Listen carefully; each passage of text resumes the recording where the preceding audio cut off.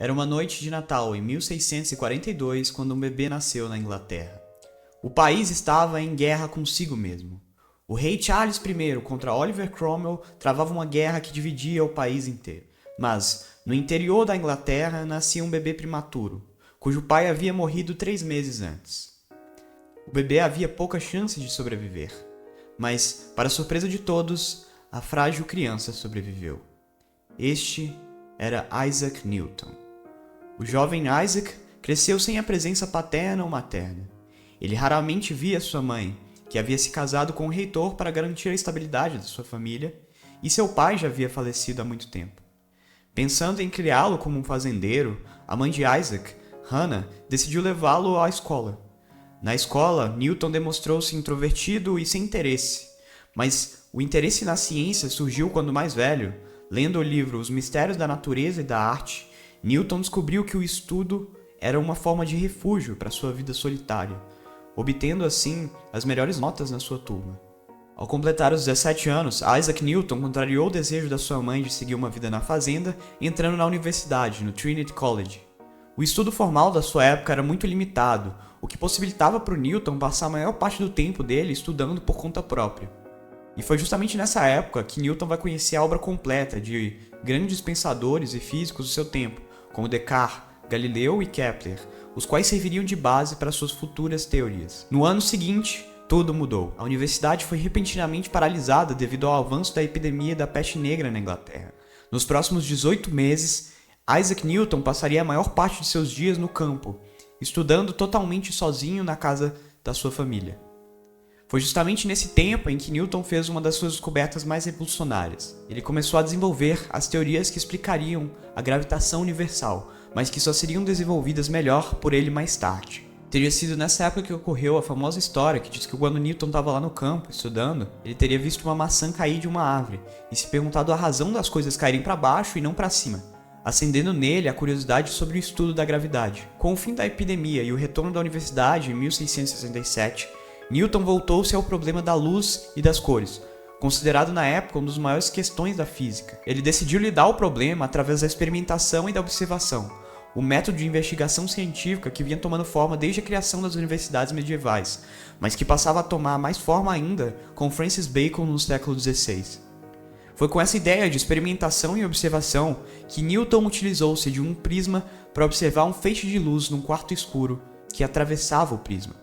Com esse experimento, Newton verificou que a luz branca do Sol, ao atravessar o prisma no quarto escuro, se dividia em uma série de feixes de outras cores. E assim ele conseguiu concluir que a luz branca era composta pela união de diversos raios de diferentes cores. Assim, Newton concluiu que a cor era uma propriedade da luz e não uma propriedade própria dos objetos. Além de físico, Newton também era profundamente apaixonado pela alquimia. A alquimia, desde os tempos antigos, remontava à tentativa de estudar o controle da transmutação da matéria, na capacidade de transformar a essência das substâncias, como por exemplo transformar chumbo em ouro. O que Newton considerava, a alquimia, o próprio conhecimento pelo qual Deus haveria criado o mundo. Segundo o que contam os relatos do seu ajudante, Newton passava as noites em claro, tentando compreender um jeito de entender a alquimia e a transmutação das substâncias.